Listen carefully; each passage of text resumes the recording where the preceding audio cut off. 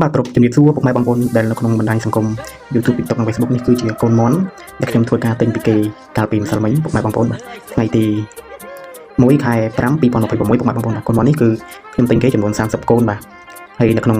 មួយកូនគេលក់ឲ្យតម្លៃ 4500 រៀលបាទហ្នឹងហើយចូលមកនេះគឺទាបាទទានេះគឺខ្ញុំចិញ្ចឹមបានរយៈពេល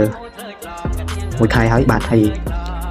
ទានេះខ្ញុំទិញគេ13500បាទកូនខ្ញុំទិញមកចំនួន10បាទគឺថានៅរស់ទាំងអស់ប៉ុន្តែវាជន់គ្នាពេលដឹកមកហ្នឹងងាប់អស់2បាទ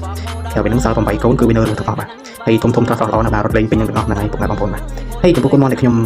យកមកនេះគឺខ្ញុំចាប់ផ្ដើមធ្វើការដាក់ចូលធុងពុកម៉ែបងប្អូនបាទអាចមើលបានបាទដាក់ចូលធុងមានចំណីមានអីគឺកូនមន់គេក៏ស្រស់ល្អមែនទេពុកម៉ែបងប្អូនបាទដោយសារតែយើងយកមកទៅវា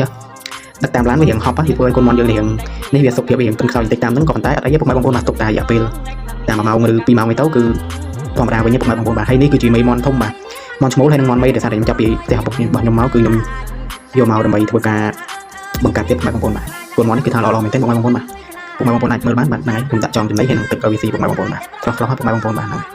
ហើយកូនមន់នេះដែរគឺមានអាយុ21ថ្ងៃពុកម៉ែបងប្អូនបាទកូនមន់នេះអាយុ21ថ្ងៃហើយទានេះរយៈពេលយានទានេះគឺខ្ញុំចិញ្ចឹមបានរយៈពេល1ខែពុកម៉ែបងប្អូនបាទគឺថាធំពុកម៉ែបងប្អូនរត់លេងផ្សារពេញទាំងអស់បាទហើយវាមានទឹកនេះលេងទឹកគឺខ្ញុំតាមបានដូរពុកម៉ែបងប្អូនបាទថ្ងៃខ្ញុំដូរម្ដងទឹកកុំឲ្យវាមានបញ្ហាជំងឺពុកម៉ែបងប្អូនបាទហើយចំពោះថ្នាំ